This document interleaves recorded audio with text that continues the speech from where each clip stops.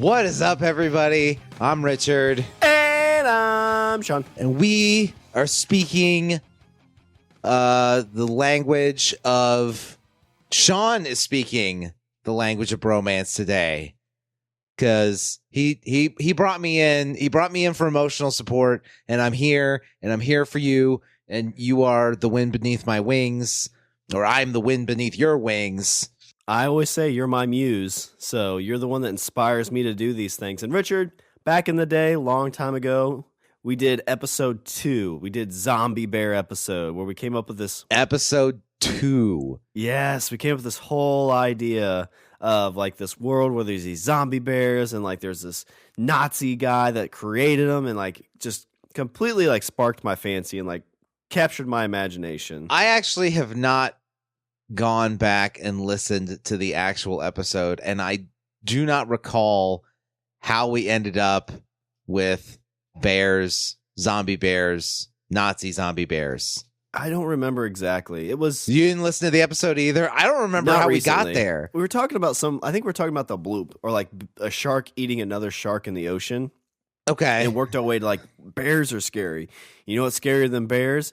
Zombie bears. Yeah. And then, you know what's scarier than that? If they were Nazis. Yeah, because they had the monocle. And yeah. So at this point, like, we had just started this podcast, and I'd been wanting to write for a while. And I was like, well, that's kind of a fun idea. Like, can I write it into like a book? Because for some reason in my noggin, like a script was something that I could not and should not write.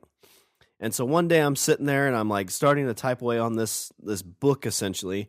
And I'm like, this kind of sounds like a movie. Like, this sounds like a sci-fi, B movie of the week kind of thing. Oh my God. It would be the best sci-fi B movie of the week. And so I looked and I'm like, how do you write scripts? Like, how difficult is that? And they're like, oh, it's just this, and this is pretty much the gist of it. And I'm like, okay. Start typing away. And I think I finished this in less than a month. And I think I had like 2 or 3 different versions of it, like, going through and re-editing it. I've had you read it. I've had a bunch of people read it. And, it basically was finished. I printed it out. I actually gave a copy of this to Kevin Smith, which we talked about. It probably ended up in the trash somewhere. Like, I'm not expecting him to keep it, but he at least touched this script of mine. He had it. It was in his hot little hands. There was one thing I was gonna say, and it was Netflix. Netflix had a movie called Iron Sky, okay? You know what that movie was about, Shawn? Nazis on the moon. So you're telling me that they can make a movie about Nazis on the moon, and, because people are like, okay, so they're bears and they're zombies and somehow also Nazis? And then you're like, yes. And yeah, somebody's like, how does that... Yeah. And somebody's like, well, that sounds like a dumb movie. I'm like, they made a movie about Nazis on the moon. So don't tell me that zombie Nazi bears are stupid. In a world where there's a movie, somebody paid money to make a movie about Nazis on the moon. This should exist. I'm not saying that yours is better. I'm not saying, far from me to disparage anyone's art. But in a world where that exists, this can also exist. And so it's been sitting locked away for probably 2.5 years at this point. And now we're going to send it to Netflix. Yeah, Netflix. If you're listening, I got this read going for you.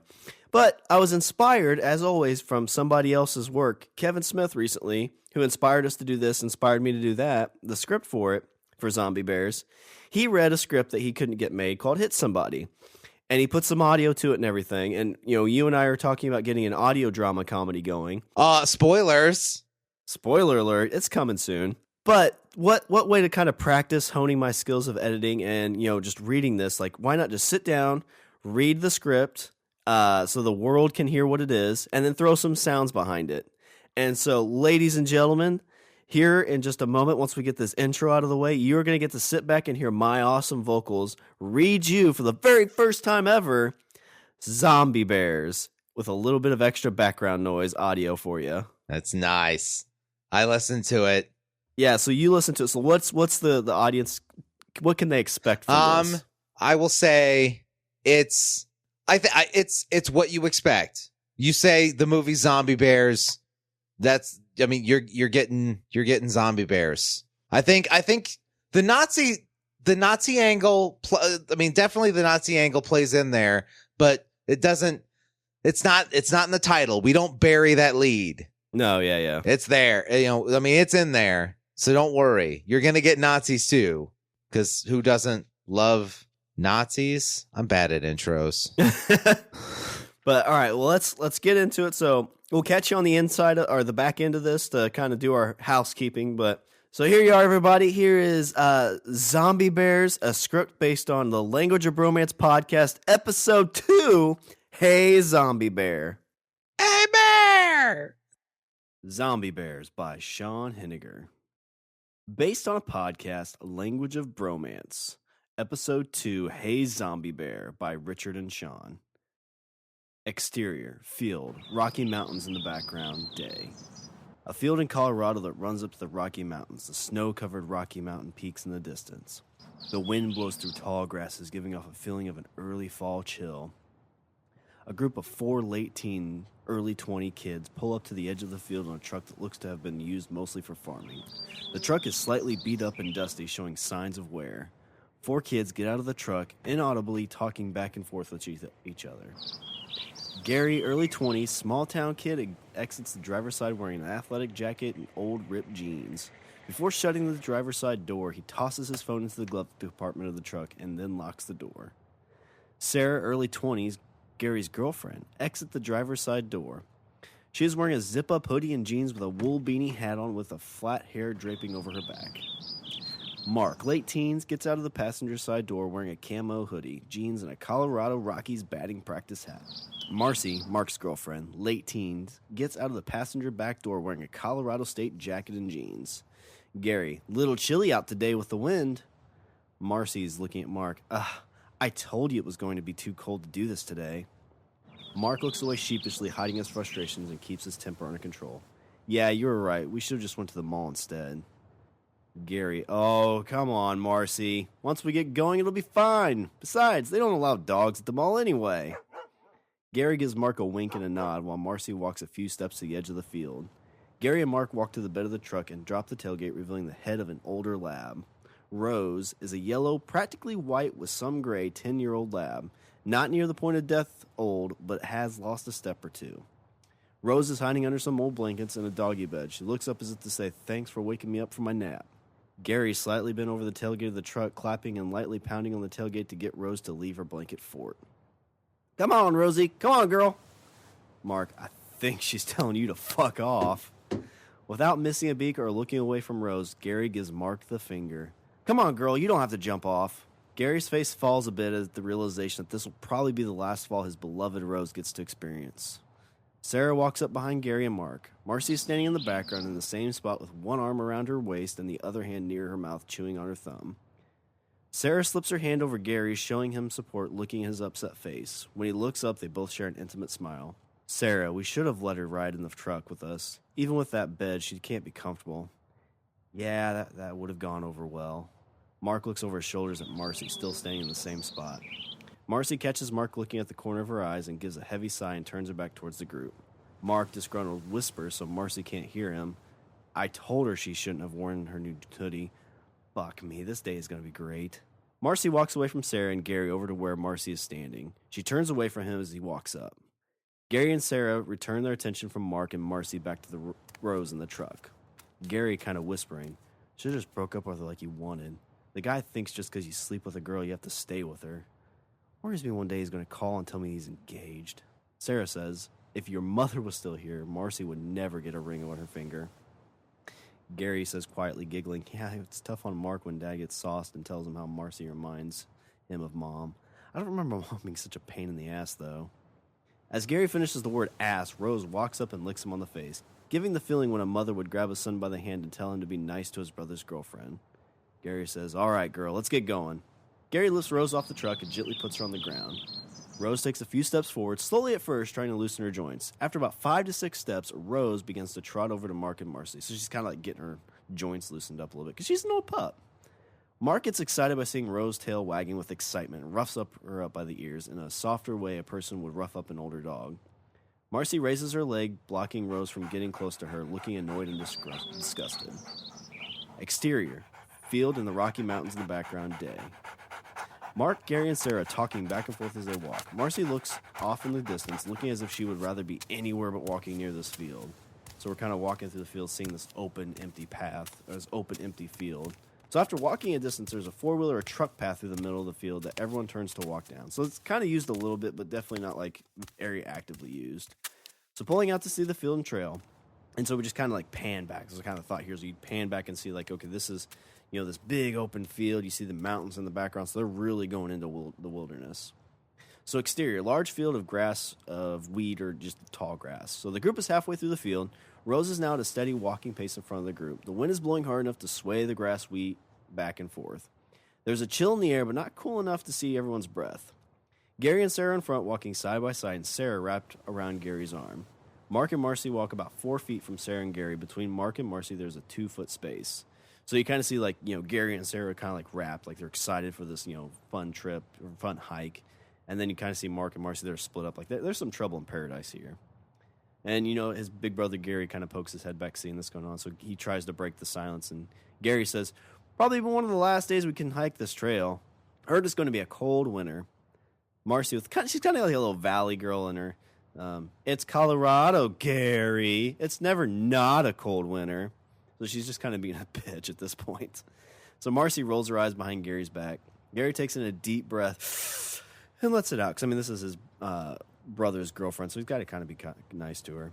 So looking as if he's like counting to 3 in his head. So he kind of says frustrated, yeah, you're not wrong there. I guess I've been here too long to not know what a warm winter is like. Gary looks up with his eyebrows raised and whistles. Rose, come on back, girl. Getting too far ahead. Rose has gotten further out, sniffing around, increasing her pace after each whiff. She steps to look ahead and then looks back at the group. After a few moments looking back, she trots back to Gary. When Rose reaches the group, Gary reaches down and scratches her head, then behind her ears, and then gives her a gentle pat on the ribs. Mark says, so on the go today, huh, Rose? Nice to see someone's excited for the great outdoors. So Mark kind of smirks slightly and kind of taps Marcy, because, it's his girlfriend, so he's trying to kind of, like, hey, I'm just kind of teasing.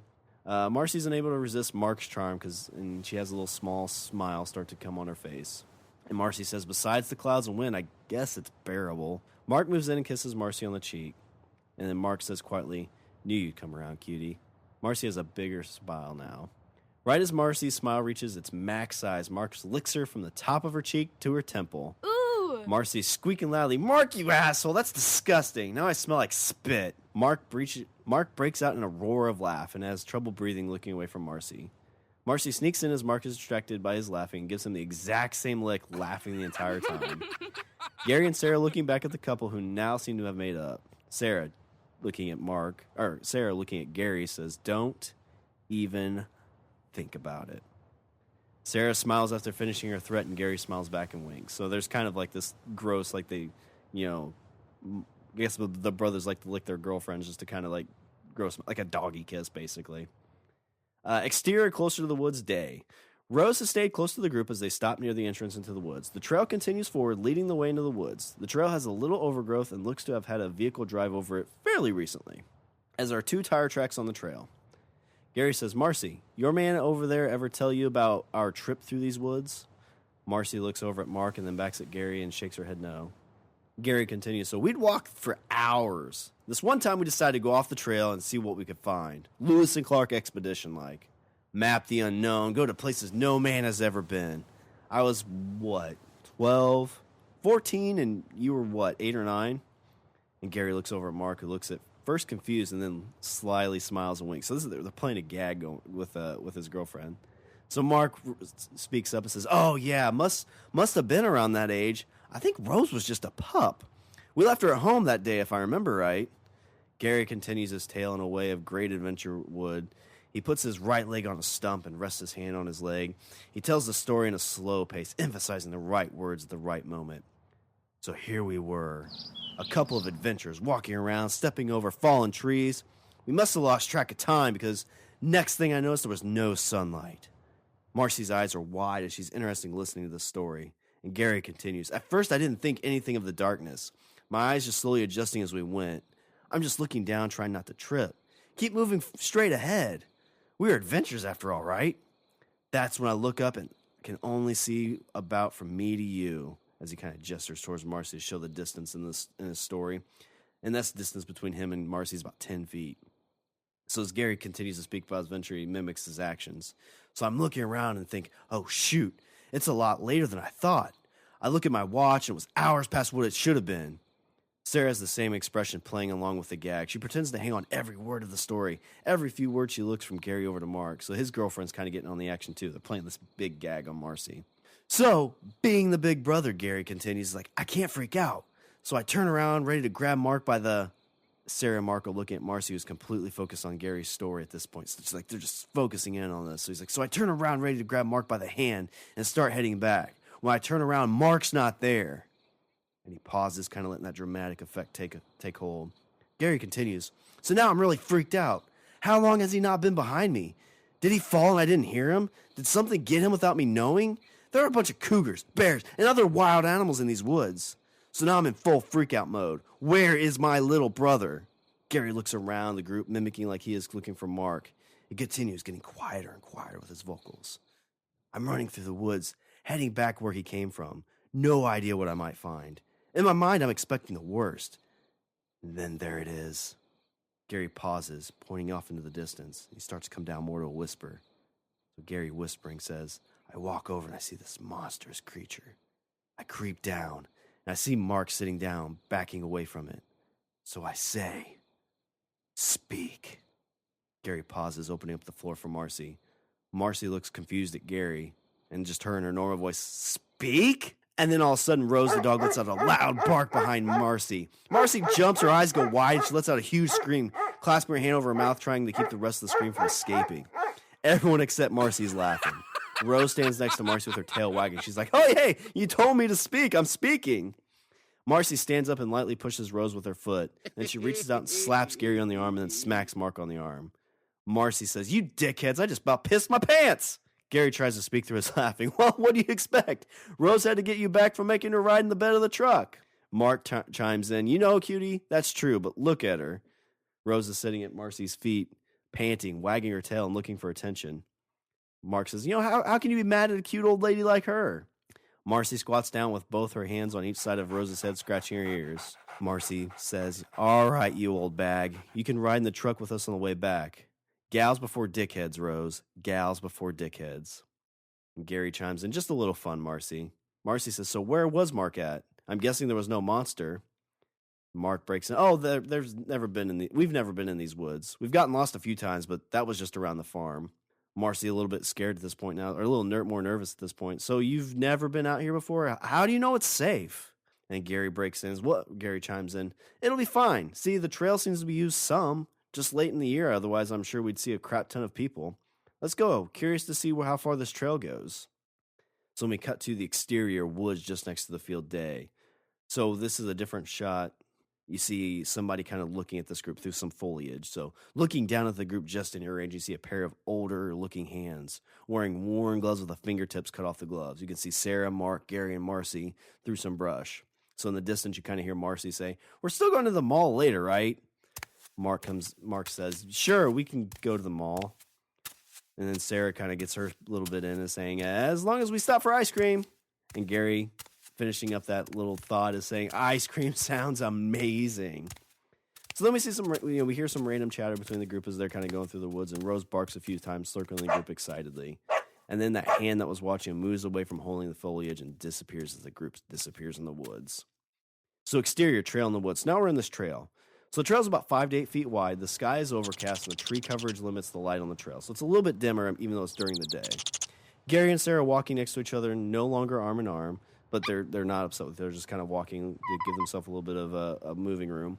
Marcy and Mark are trailing a bit behind as they look at the trees and squirrels that run just off the trail. So Marcy says, look, there's one. I just can't get over how cute they are. When you visit, I'll have to show you how friendly they are on campus. Little guys just eat food right out of your hand. Mark is looking around, not giving his full attention to Marcy. And so he's kind of like not listening, just giving him a little bit. And he says, yeah, that'd be cool. So Mark takes his hat off and wipes his brow with his shirt. Mark says, should have put on the lighter jacket. I'm breaking out in a little sweat. Gary looks back at Mark and smirks. You always did run a bit warm, huh? Remember going camping? It'd be just a shade over 40 degrees, and this guy would be complaining his sleeping bag was too hot. And he kind of gives a little mocking tone. I can't sleep. It's too hot. Scoot over. Mark reaches up and gently shoves Gary. And Mark says, well, at least I don't get the chills like a little old lady. Mark begins mocking Gary in an old southern lady's voice. Oh, I do believe I'm caught a chill. The temperature surely dropped below 75. Oh, how will I ever go on? Mark puts the back of his hand to his forehead and begins to faint. Oh, me. Sarah and Marcy giggle. Gary, without looking back, gives Mark the finger. This is the kind of thing. Whenever, Mark says something to Gary, he just puts his hand right up, doesn't even look at him, gives him the finger. And Mark says, that's not very ladylike, jerk. And they both kind of have a smile at each other mockingly. So, it's just kind of like that brother relationship going on. So exterior, trail in the woods. So Sarah and Gary are now walking hand in hand. Mark and Marcy are talking inaudibly and looking out at the woods. Rose can be heard panting close by the group. So Sarah says, turned out to be a great day. Gary comes in and says, yeah, I thought we might get a storm. Looked like it earlier, but seems like it passed. Thanks again for going. Know you'd rather have, done something else. And Sarah kind of says sarcastically, kind of mocking Marcy at this point, oh, I know. We could have been at the mall, buying some new shoes, eating some unhealthy food court grub, and dealing with all those hung over, drunk, preparing to get drunk college kids. And Gary says sarcastically, wow, we skipped that? Oh, God, let's just go back. Gary and Sarah both kind of laugh because they're kind of making fun of the relationship that Marcy and Mark have. And Gary continues talking. He says, how the hell did we get through all that? College was supposed to be better than high school, right?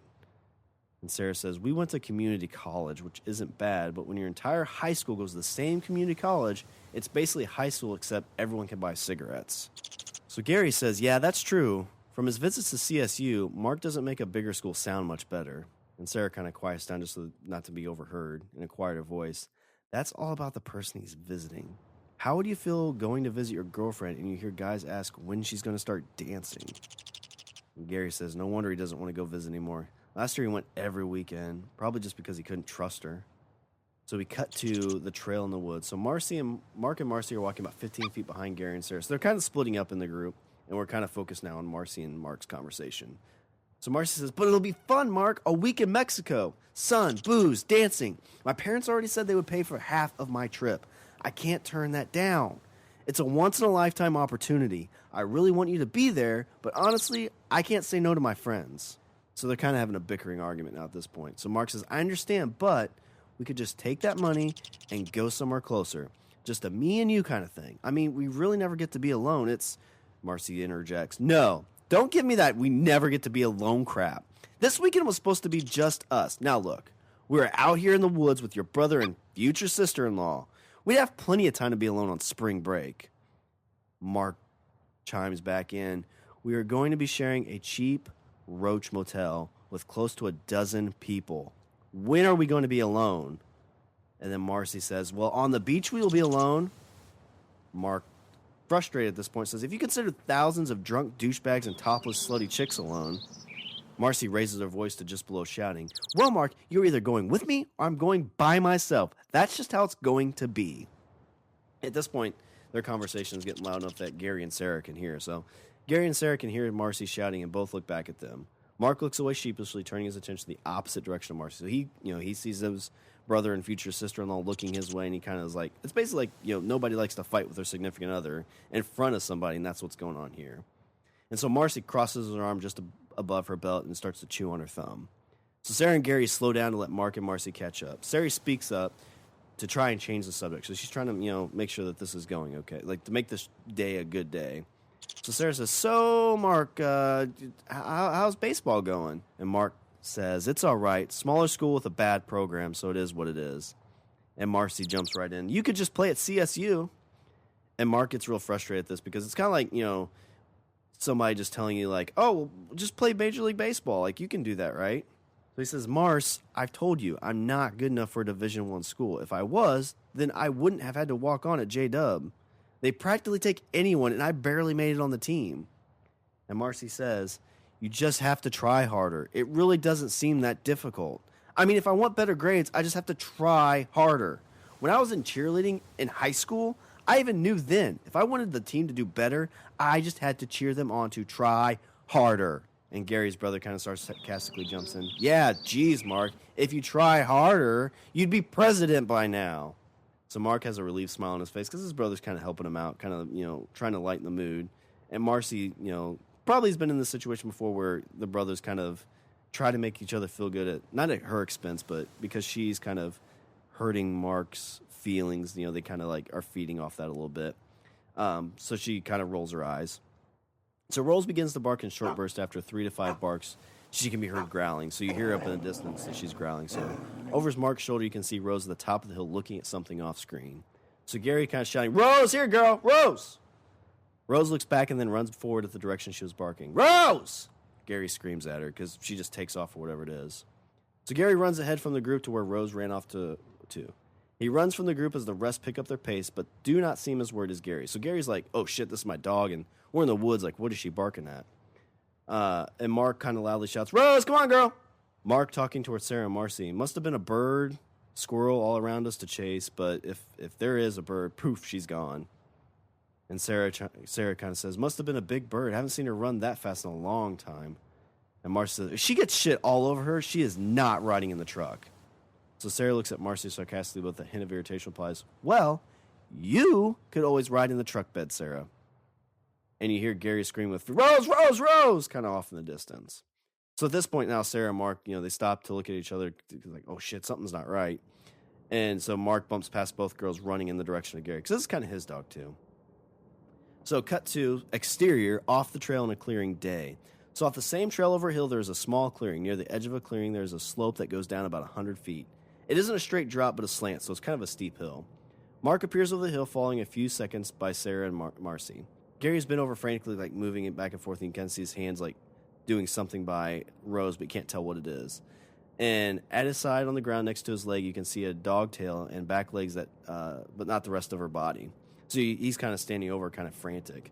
And you hear Gary kind of saying, oh, hold on, girl. I don't know what to do. Shh, lay down, lay down. Rose is making kind of whining sounds at this point in pain. So Gary's kneeling on the ground as the rest of the group are walking up to him. Over his shoulder, the group can see Rose as they stepped into a trap, some kind of like game trap. So trying to trap probably possums or any kind of like bigger animals, and then she accidentally stepped in one. Her leg looks to be broken. There's a pool that's starting to kind of get around the chains. And the boat is not protruding, but you can clearly tell she's in pain. So Gary's frantically trying to get the trap off. He has his fingers between the teeth of the trap, but he isn't able to pry it open. Because, it's almost like a bear trap, but not quite that big. Mark is looking around trying to find something or figure out a way to help. He then does a double takeoff to the far side of the trail and runs off. So he's, trying to figure something out to help. Sarah and Gary squat around Rose as Mark returns with a metal rod about 2.5 to 3 feet long. Gary only then seems to notice that the group has caught him. Sarah, hold her down. Because Gary's really freaked. This is a dog. I mean, any dog that would get in this situation you'd be pretty sad about. So Gary puts her hands on Rose's head to try and keep her from moving. So Mark is yelling. He's like, Marcy, Gary and I will get it open, and you have to pull her leg out. Marcy has one arm across her belly and the other hand to her mouth, chewing on her thumb. So she's just kind of biting. It's like a nervous tick. So she's someone shocked to the scene unfolding and not acknowledging Mark. So she's, obviously this is kind of like caught up in this moment as well. So Sarah says, here. So Sarah slides over to where she can get her hand on Rose's head and get a grip of her leg. So she's trying to hold her down and pull her leg out. I can do it. Just let's get her out. So Mark gets the metal rod ready as Gary pries open the trap enough to get the rod in. As they try to get it open, Sarah pulls Rose's leg out. Just as Rose's leg clears the trap, the rod slips, letting the trap slam back shut with a loud, barely missing Mark's hand. So cut to exterior, clearing next to the game trap, day. Gary is just standing with Rose in his arm, frantically circling, trying to decide what to do. Sarah takes off her beanie and puts it around Rose's leg, applying pressure. Gary and Sarah and Mark are standing in a semicircle as Marcy is a yard or two away from the group. So she hasn't even come back to the group because I think just blood, this whole scene, she just does not handle this stuff well. So Mark says, how bad is it, Gary? How bad? And Sarah says, it's bleeding really bad. We got to get out of here and get her to a vet. And Gary says, it took us a few hours to get here and another hour to drive. Can we call someone? Get Dad on the phone. So Sarah digs in her front, then checks her back pockets. And she says, I left my phone in the truck. Gary says, I don't have mine. Mark says, fuck, I left mine at home. And Marcy sheepishly in a hushed tone speaks up, I've got mine. So the only person that has their phone is Marcy. So Marcy is standing with her phone in one hand, and her other hand is in her mouth chewing on her thumb, and she is shaking from the sight of blood. So she's just Like, again, it's a nervous tick. She's just chewing away at her thumb. Not like chewing it to the bone, but kind of like just chewing at the sides, chewing at her nail, things like that. Sarah and Gary move past Marcy and start heading back to the way they came. So they're basically like carrying the dog, trying to get back to where they came and trying to get a phone call. So Gary says, Mark, call Dad and see if he can get someone down here. Mark says, what do you want him to bring? I don't know, the vet, doctor, I don't know, just call. Gary and Sarah move back down the trail in the direction they came. After every few steps, you can hear Rose whimper. Marcy has her phone in her hand, waiting for the instructions on what to do. So Marcy has the phone, says, I don't have your dad's number. What's his number? And Mark, because nobody knows numbers these days, you put him in for your phone book and you hit the name. You don't know numbers. And Mark's trying to remember this. He's like, 303 702. No, wait, it's 307 fuck, no, what is it?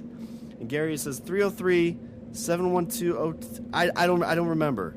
Sarah says, it's fine. Let's get to the truck and we can get her to the vet. So in front of the group, Sarah is still holding her beanie on Rose, so she's kind of got tied as like just a way to keep the blood from going. The beanie is now visibly soaked with blood, with drops falling from each step. Gary has drops of blood on his shirts and pants. After each step, he tries to catch his breath and fights back tears. Because, I mean, this is his dog. Like, he's already like, this is the last time, and this is what's going to happen. Marcy is still looking at her phone frantically, sliding her finger back and forth on the screen. So Mark is watching her hand with both of his in his head. Marcy's, I'm trying to find the number for the vet. I can't get a signal. There's no signal. Nothing's coming up. And so, again, everybody's kind of like in panic mode at this point. So the group walks around a bend of trees in the trail and are walking towards an older man. So there's a guy sitting in front, but they don't see. He's looking towards the group. His name is Dr. Gilbert Palinok. He's in his late 70s to 80s, gray hair, gray stubble beard, blue overcoat, looks to have patches torn off on the coat, a pair of small lens glasses. He's standing on an old cane where the top pieces have been broken off and a makeshift cane head has been replaced. So it's like, this is an old cane that he's like just makeshift into like an actual cane. So it's has a lot of wear and tear. So Dr. Gilbert Palinok gives a slight, non-sinister smile. So one that gives off the sense that he is excited to see people.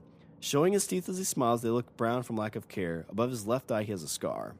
So Dr. Gilbert Palinok has a hint of a German accent. Not comedic, but enough if you were here in a hurry, you might miss it. So I'll try to do his accent as good as I can. But Dr. Gilbert Palinok says, oh, hello. Maybe I can't do it. So Dr. Gilbert Palinok says, oh, hello. Been a while since I've seen anyone. And then he sees the dog. He's like, oh, no, what happened? Sarah and Gary walk by Dr. Gilbert without even saying word. So he's like, they're in the middle of nowhere. It's like, they don't even realize that there's a guy there because they're worried about this dog. And Marcy and Mark slow down. So Mark is like, she stepped in some trap. Dr. Gilbert Palinok says, oh, no. Dr. Gilbert Palinok looks back at Sarah and Gary as they keep moving down the trail. And then he continues on. He says, I'm sorry. It looks bad. Please follow me. I have a cabin just up the way. I can help. Mark and Marcy stop a few feet after passing Dr. Gilbert Palinok. And Mark says, we need a vet. And Dr. Gilbert Palinok says, I was a doctor in the army. I've sewed up my fair share of men. I've patched up my share of animals since the war's end. I have the equipment to save her. From the blood she is losing, she won't make it much further. So Mark is shouting, Gary, there's a cabin. He says he can help. So we'll cut to interior of Dr. Gilbert Palinok's cabin day. So inside his cabin, it looks much like a very small home than a cabin in the woods. The cabin has a small kitchen with an old gas stove, small island to the side with a pantry that is freestanding, not attached or built into the wall.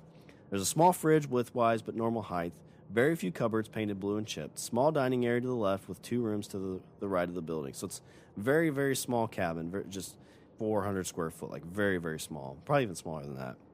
So the front door opens and we see Dr. Palinok standing to the side, letting the group in first. So Gary enters first holding Rose, who is making very little noise and letting off a low growl when she enters. So she's kind of just whimpering, and as they walk in, she kind of lets a growl, maybe like from a smell or something like that. So Sarah enters next, then reapplies the pressure to Rose's leg. Mark enters, then followed by Marcy. So the last person is Dr. Gilbert Palinok. Slowly walks to the doorway last. He points to the dining room table.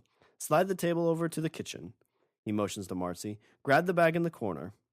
Mark grabs the small wooden table in the dining room and slides it to the kitchen. The table bounces on its uneven legs.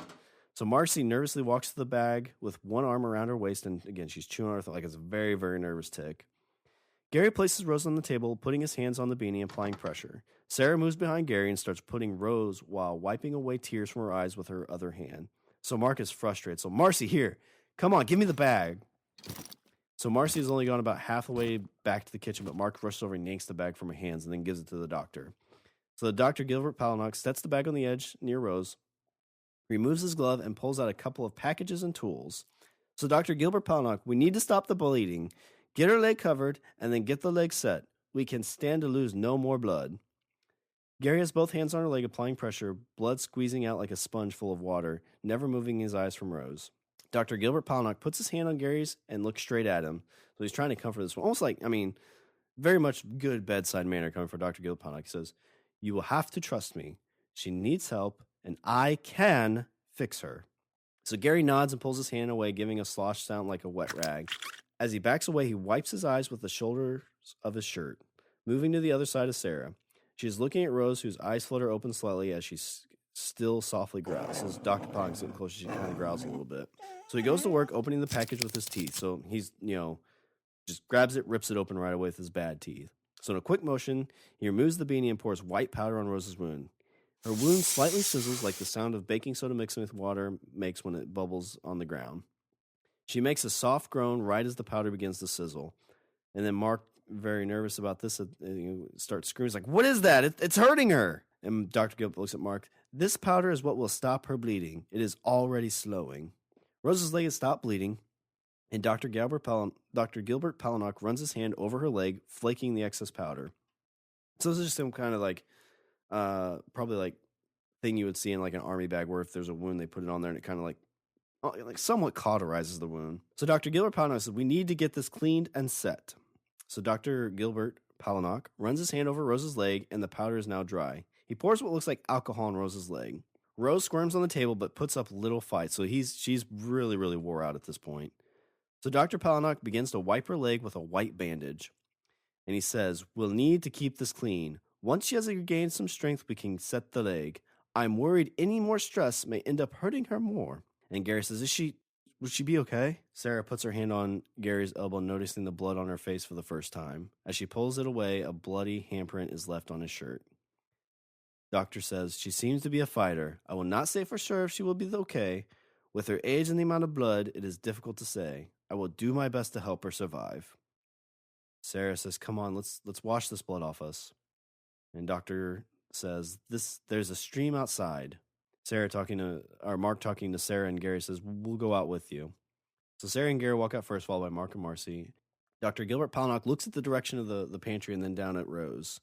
He finishes his last thought as the door closes in a semi-eerie, sad voice. He says, I always help them survive. So as he's left alone, he kind of says that to himself.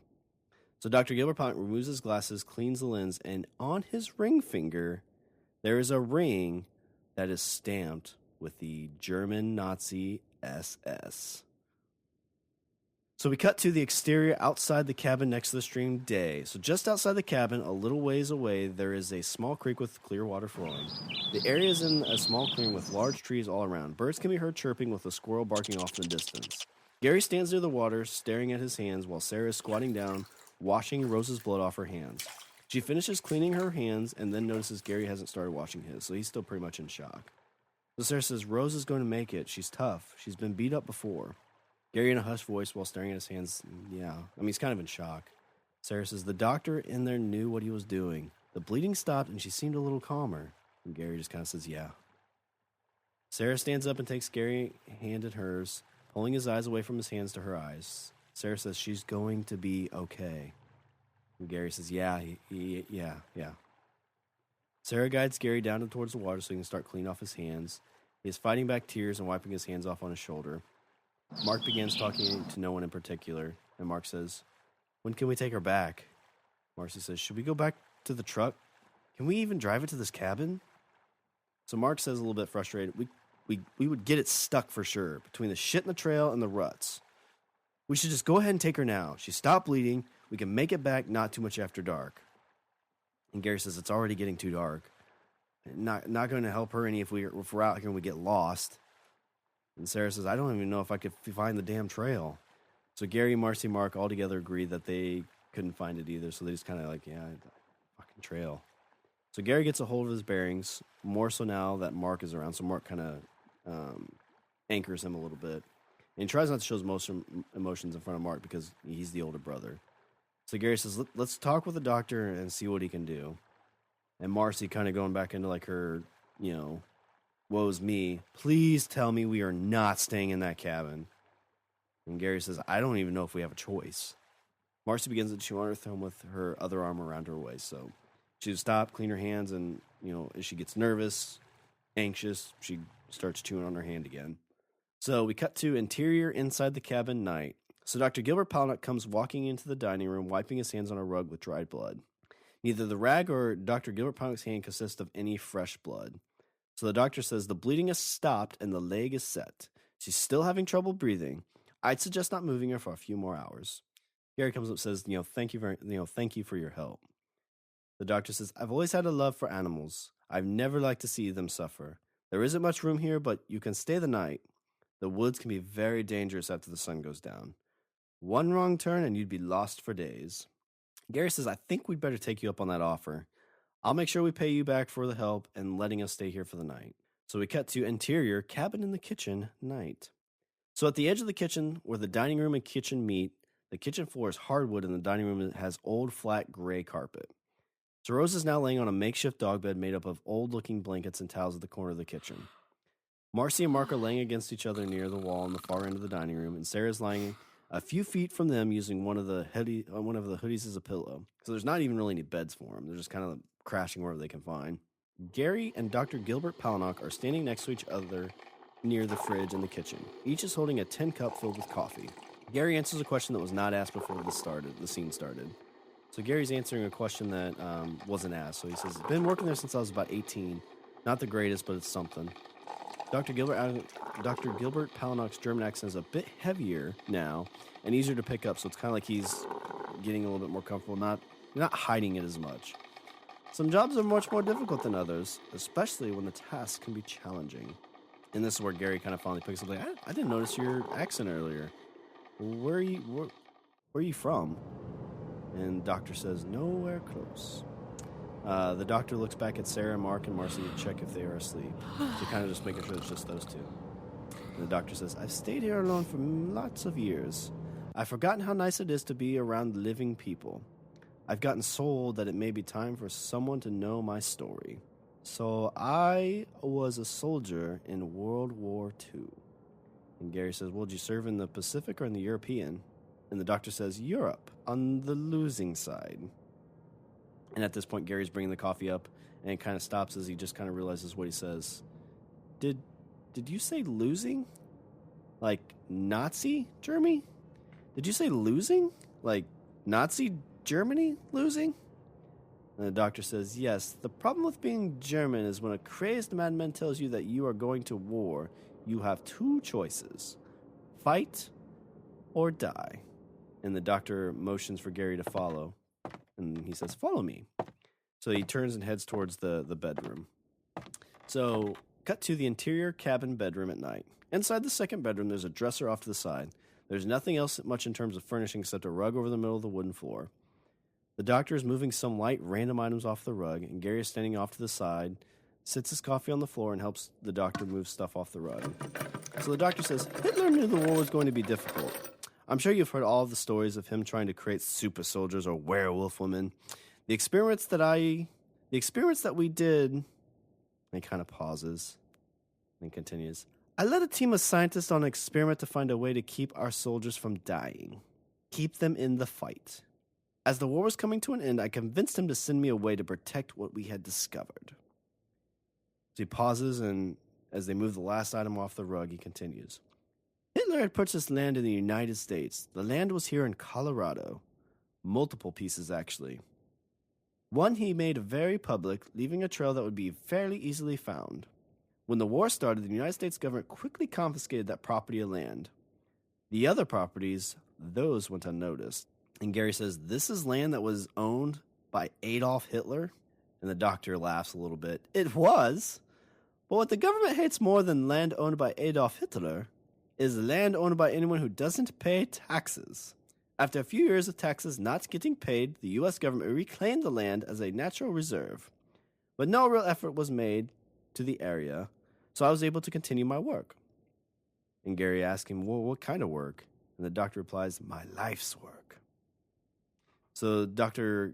Gilbert Palahniuk removes the rug, revealing a door. He lifts open the door, and it leads to a set of stairs. The stairs are not spooky looking, but look more as if they lead into some type of lab or work office. And the entrance looks more professional than the cabinet itself. So it's like he's opening this thing as like this is a hidden lab that, lights are really bright, like, very more high tech than what you would expect for the cabin. So interior lab, basement night. So the basement is set up as a lab and a lot better looking than the cabin. There are 2 separate tables with chemistry, lab equipment, microscopes, but no computers. Dr. Gilbert Palahniuk standing at the bottom of the stairs, keeping Gary from seeing the inside of the lab. He is not purposely blocking Gary to hide anything, but he's just kind of in the way, and he kind of continues on his story. So the doctor says, "We started trials on vermin. During the war, it was not difficult to find rats or mice. We'd start by injecting them first. Then we'd drown them. After their bodies stopped, we'd wait to see if they could still function. Failure after failure, the Fuhrer was not happy. Failure is never acceptable." So Dr. Gilbert Palahniuk looks down at the back of the lab, and he continues talking. "I knew I was close, and the war was starting to turn in favor of the Allies, so I slowed my productivity. Once Hitler knew there was little time left in the war, he sent me here. It happened quickly. Leaving Germany, I gathered as much as I could. The funds had been moved, Nazis had money stashed all over the world. I was determined to finish this experiment." And Gary says, "What do you want you to finish?" And Dr. Gilbert Palahniuk says, "It would be easier to show you, but I'm going to have to warn you. It is better than it looks." And Dr. Gilbert Palahniuk and Gary walk the length of the lab, passing the tables. There's plastic curtains similar to the entrance of like a fridge at a meat department, so just kind of, they're like the big, thick plastic curtains. And Dr. Gilbert Palahniuk, putting his hand on the curtains, looks back at Gary and says, "Let me show you my bears." So once inside, it is obvious that the temperature is cooled by the visible breath that Gary and Dr. So this is like a meat locker. This is cold. Gary shivers as he walks in, rubbing his hand together, kind of blowing in to keep him warm. A few feet from the curtains, there are 2 large brown bears laying unchained on the concrete floor. Their eyes are closed and they are not breathing. They are missing patches of fur. One is missing an ear and the other is missing an eye. Dr. Gilbert Palahniuk says, "They were wounded when I found them, dying. I saved them." And Dr. Gilbert Palahniuk looks down at the bears with a sad expression on his face. And Gary starts to speak. He's unnerved because there's 2 dead bears. "How long ago did they die?" The doctor says, "I saved them 10 years ago. They are not dead, but have survived. Once their physical body shuts down, the powder goes in to work, allowing them to survive." And then the doctor shows a vial and a needle. And he continues, "I keep them sedated and cool since their bodies have continued to slowly deteriorate. Their hunger can be a bit overwhelming. It took years to create this serum to keep them in this state. But they survive. Don't you see, I've finally done good in this world." And Dr. Gilbert Palahniuk turns towards the bears, getting ready to inject them. And you kind of hear behind them Mark sneaking down, because he's probably heard some talking and everything. And he's scared. He says, "Holy shit, bear!" Dr. Gilbert Palahniuk is startled and quickly turns. As he whips around, he drops the vial. The vial falls and breaks on the floor, and his face shows like frustration, shock, and terror because it's just exploded on the ground, and this vial has now had the contents spread across the floor. And he says, "What have you done? That was my last one. There's no time to make more before they will be put to be fed." So we have the 2 bears, 1 eye and 1 ear. So 1 ear bear opens its eyes, which are glossed over and empty looking, zombified. So we cut to interior cabin dining room night. In the dining room, Marcy and Sarah are both laying on the floor with their hoodies as pillows. Gary and Mark rush from the spare room, banging into the door and making a lot of noise, startling the girls. Mark says, "Come on, wake up. We are leaving. Get your stuff." They're both kind of groggy. What? Gary says, "It's not safe here. We are taking Rose now and leaving." And Dr. Palahniuk is slowly walking up out of the bedroom. "It's going to be okay. I'm sorry. I shouldn't have gotten so upset. They weren't breathing. How can they open their eyes and move? They weren't breathing," Gary's kind of saying. The doctor says, "Their bodies may not be living, but they are still beautiful creatures. The same beautiful creatures they were before. The last time they woke, it was weeks before they needed to be fed. But I've improved the powder since then. It takes a lot longer for the hunger to set in." And this kind of hits Gary's like, what powder? And Rose makes her way over to the group sitting down next to Gary and kind of looks down at her. "No," Gary says, "you didn't. The powder, you used it on The doctor says, she is alive, and when her body gives out, she will come back. She will still be her Rose. And Rose is standing with her tail extended and growls at the spare bedroom. So Gary, Marcy, Sarah, and Mark all look down at Rose and then to the room. And Sarah says, what's in there? And everyone in the room is kind of standing in silence. And she says again, Gary, what's in there? And the doctor kind of has a sad, defeated sound. They only want to survive. I only wanted to help them. And then you hear a large, muffled growl come from the spare bedroom. Then there's the muffled sound of breaking glass tables getting knocked over and commotion from the lab. And Gary says, we are going. Come on. So all four of them all rush to the door. Gary's the last one to the door. He looks back at Rose, who is still growling at the bedroom. He says, Rose! Rose! Rose! And Rose looks at the spare bedroom, then looks at the doctor, and then finally turns towards Gary. She rushes to the door, following Gary out into the woods. And again, the doctor says, I've only wanted to help. And we hear a loud crash as the bears break through the door to the lab into the dining room. Running out, they look at the dining room, confused by where they are. One ear notices the doctor and runs forward, smacking him with his paw, sending him into the wall. Moving forward to attack while one eye moves into the kitchen towards the door, knocking over the kitchen table and finally heading out the door. Hearing the noise, one ear follows him out into the woods. The doctor lays unconscious in a small pool of blood. His hand is outstretched with his ring showing, and there's blood smeared over the SS mark in his ring. So we cut to exterior in the woods. So the woods are covered with medium thick brush, and the sun is just starting to come up to reveal a few inches of fresh snow. So Mark leads the group, followed by Marcy and Sarah. Gary's a little ways behind, with Rose running behind him a few feet back. Everyone has breath trails as they're running, so it's really cold. So it wasn't really cold that day, but that night it just dropped. The temperature just dropped. So Mark is pushing away brush with clumps of snow falling on his head as he goes. The sound of crunching snow can be heard as they run from the cabin. The group comes to a small clearing, just enough room for them all to stand together. And Sarah's like, what was that? What was in there? And Mark is kind of frustrated Mark is kind of beside himself at this point. It had fucking dead bears, but they weren't dead. I freaked the fuck out seeing a dead bear, but they looked dead.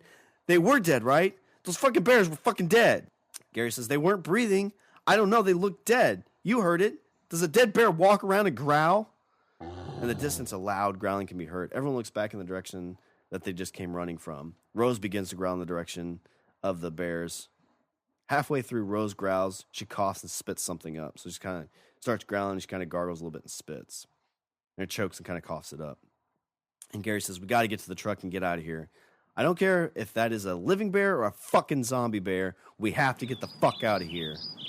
So group takes off through the woods again, with Rose falling close behind.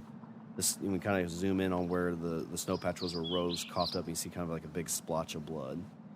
So we cut to an opening in the woods. The group reaches a large, flat opening in the woods. The clearing is about the size of a baseball outfield. The sun has just about reached the top of the trees and is now giving off enough light to see. So the group stops in the surroundings, looking around. Mark moves forward about 15 to 20 feet. Sarah and Gary on the opposite direction about 10 feet. So Marcy stands in the middle with her arm around her waist, and she's chewing on her thumb again. So again, she's just like, this is way too much pressure. This is like way too much stress. Gary says, this does not look like where we need to be. Like, I thought this would be where the trail was. And Sarah says, I was looking at the roads the whole time. I have no clue where we are. And Mark is a little borderline hysterical. He's like, it was too fucking dark. I don't know. And Marcy is screaming, why? Why did you talk me into this? We are lost in the fucking woods being chased, all because your brother wanted to take that damn dog out for one more fucking walk. Well, great, Gary. Now we're all fucked. Hey, Mark, why don't you see what else your brother can do to let you down? And Sarah begins to move to Mark. He's like, fuck this shit. He says, listen here, you dumb little. And from the direction the group entered into the clearing, one ear burst through the brush, knocking down a small tree. Part of the tree shards cut out a chunk from one ear's shoulder. So it's like he's falling apart even as he's, coming through these trees. He takes a few steps forward, shaking the snow off his head. No breath steam coming out of his mouth, so he's not breathing at all, but he's still just moving. He sniffs once toward the group, letting out a growl. The group moves closer to form a protective circle, frozen with fear. One ear takes a few more slow steps towards the group, then sprints towards them. As one ear closes in about 15 feet, Rose jumps from the side, grabbing one ear's only ear, turning his head 180 degrees.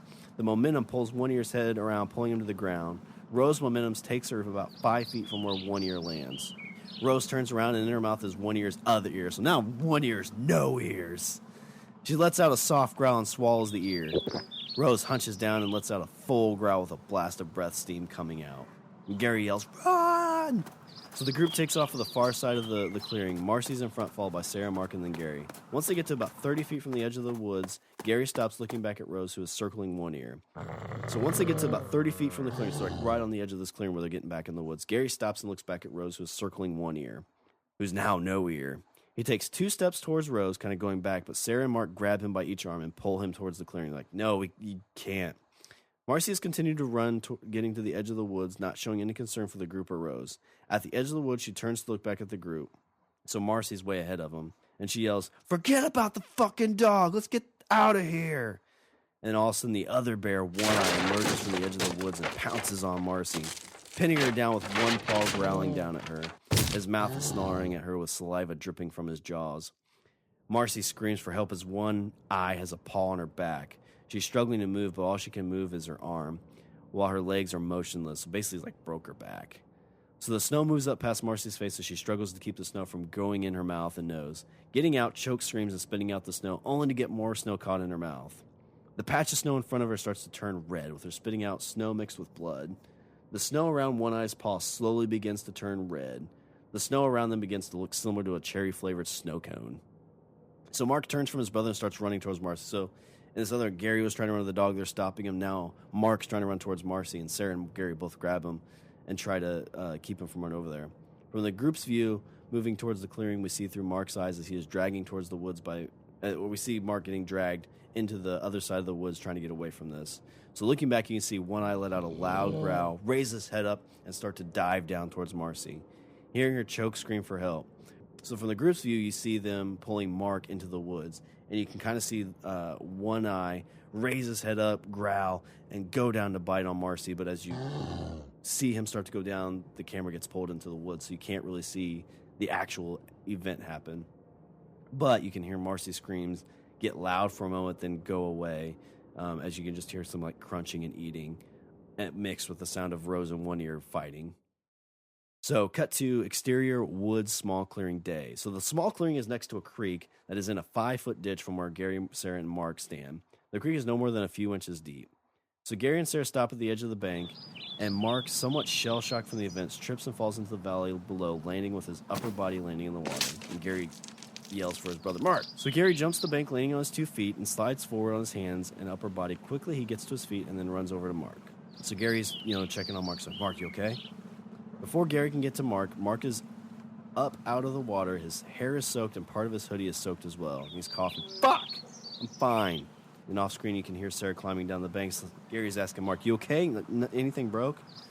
Mark is, obviously with this whole situation going on, he's pretty frustrated. He says, "No, I think I'm okay." "What the fuck just happened?" This is not real. Like, she's not. And Mark leans back against the bank with his face in the palms of his hands and slides down to the ground. He sits his hands popped up, elbows on his knees, and his hands covering his face. And Mark says, "Oh, God, what happened? I fucked up, Gary. I fucked up. I'm supposed to protect her." And Gary says, "Well, there's nothing we could do. If it wasn't for Rose, we'd all be dead." And Mark kind of like, "Oh, shit, there's another person out of this group that's gone." It's like, "Rose, what the hell got into her? I've never seen her do that." And Sarah says, "Guys, we have to keep moving. If we follow this creek, it has to lead us somewhere. At least we'll know we were moving down the mountain." And Gary offers his hands to Mark to help him up and says, "Come on." So Gary pulls Mark up and they both look upstream. The group then starts to move alongside the creek. Mark is walking fine with no visible foot, so he's fine from the fall. But Gary has a slight limp kind of from him jumping down to check on his brother. So we cut to exterior woods day. So the sun begins to break the edge of the trees to show it is nearly noon.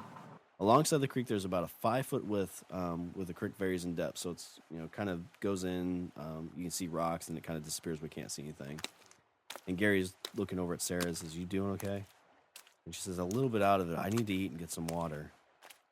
And Mark says, "Well, what about the water in the creek this far up and away from the city? It should be clean, right?" And Gary says, "I don't know. I'd hate to take the chance. Last thing we need is have the shits." And Sarah looks around to the sides and back and looks back where they just walked from. And Sarah says, "I haven't heard them for a while. If we could find a spot to set up, we could try to get a fire started and boil the water." And Mark says, "Unless you can rub 2 sticks together or have a lighter, I'm not sure how we can get a fire started. What will we even boil the water in?" And she says, well, I was hoping one of you two had some Boy Scout skills I didn't know about. And Gary says, kind of wish I would have made it out of the Cub Scouts. And Mark says, yeah, or at least paid attention to that Survivor guy on TV. And Gary chimes in with it. It was always the same. He'd rub 2 sticks together and poof, there was a fire. It seemed too easy. Like the guy who paints trees. Let's just put a little fire right here and boil this water. And look, a happy group being chased by zombie bears. Gary and Sarah let out a small giggle that turns uncomfortable. They see Mark doesn't laugh. Sorry, Mark, just lack of food. I'm really sorry about Marcy. You did all you could. I mean, you know that, right? And Sarah puts her hands on Mark's shoulders, and he looks at her, and tears start to form in his eyes. She wouldn't have seen it that way. Never could do anything for her. She was a terrible girlfriend, but didn't deserve to die like that. As they turn around a bend in the creek off in the distance, there's a cabin. And the cabin looks very, very similar to Dr. Gilbert Palinox. So Mark says, look, I see it. Sarah, with some concern, is, that's not the same cabin, is it? And Gary, kind of reaffirming, kind of looking around, is like, no. He looks a little bit closer at it. No, I don't think so. I don't remember there being so many trees. Let's head up there. Maybe someone has a phone, or at worst, some food and water. And they start making their way up to the cabin. So exterior outside cabin day. So the outside of the cabin, it looks very much like Dr. Palinox. The only difference is that the door hasn't been destroyed. From the outside, it doesn't look like anyone has been in the cabin recently. There's no tracks in the fresh snow, so there's no groups like have been in there. There's no footprints except from the group. So Gary's the first to walk up the cabin with Sarah and Mark, following a few feet behind. He signals for Sarah and Mark to stay where they are, which is about 30 feet from the house. So Gary says quietly, all right, I'm going to look to see if there is a way in and see if anyone is inside. If you see anything out here, you holler, then run. So Sarah and Mark kind of non-verbally agree, kind of say, okay, we know what's going on here. So they look at each other and they non-verbally agree to have one look one way and one the other. So kind of like, okay, you look this way, I'll look this way. So the breath is starting to show a little bit less. So it seems like it's starting to warm up a little bit. And you kind of see some of the snow melting on the ground, kind of starting to melt from the cabin. So Gary begins to walk up the house. The snow is sounding less crunchy just because it's more slosh now because it's warming up a little bit. He looks in the window and then cleans off the dirt and grime on the outside of the window. Inside looks very, very much like Dr. Palinox, like almost identical, down to the colors and the furnishings. The only exception is it looks like no one has been there for a while. Not like years, like this isn't like, dystopia years away, but just, some dirt, like doesn't look like things have been moved around. Gary tries the window, which is not locked but stiff to open, so he's really trying to get into it to get it open, and then he climbs into the cabin. So cut to interior inside cabin. So the inside cabin, again, is very much like his, everything from the wall color to the furnishings. The only difference is that this one has not been destroyed. So Gary finds a flashlight near the front door. When he walks past the front door, he unlocks the door, but doesn't open it. So just kind of getting ready to let them in, but still just basically making it so he has a quick exit.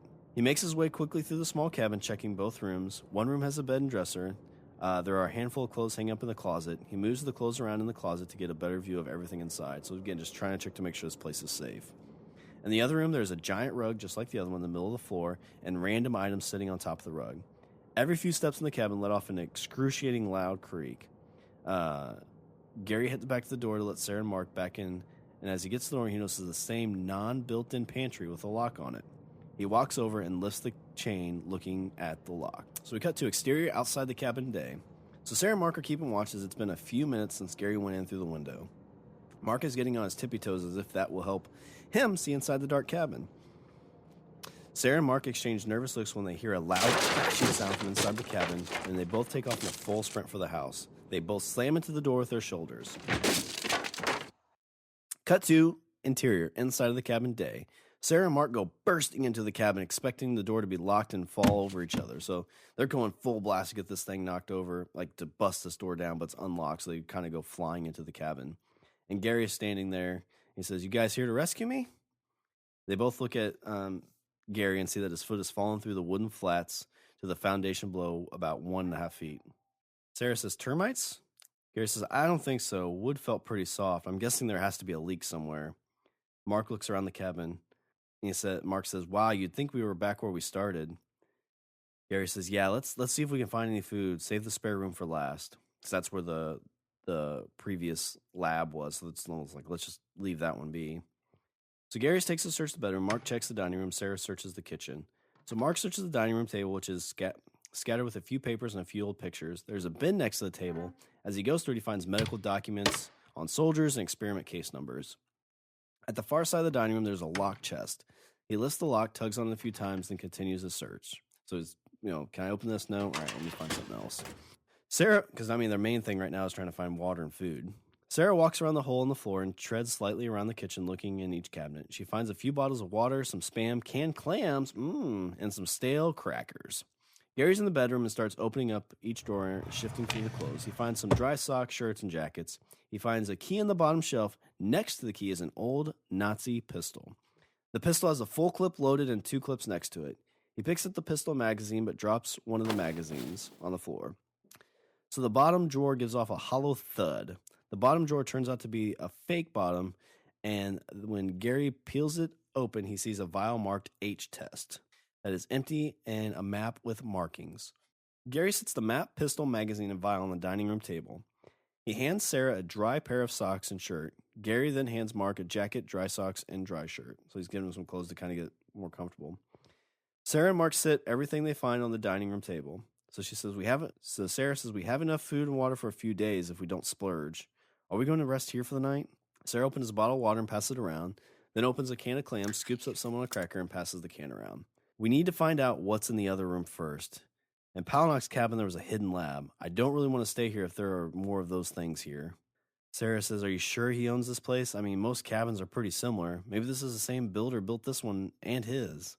And Mark says, I don't know. Look at all this stuff I found. And the pistol looks like it's World War II. One of those Nazi pistols that you always see in the movies? And Sarah says, Nazis? Seriously, how'd he get over here?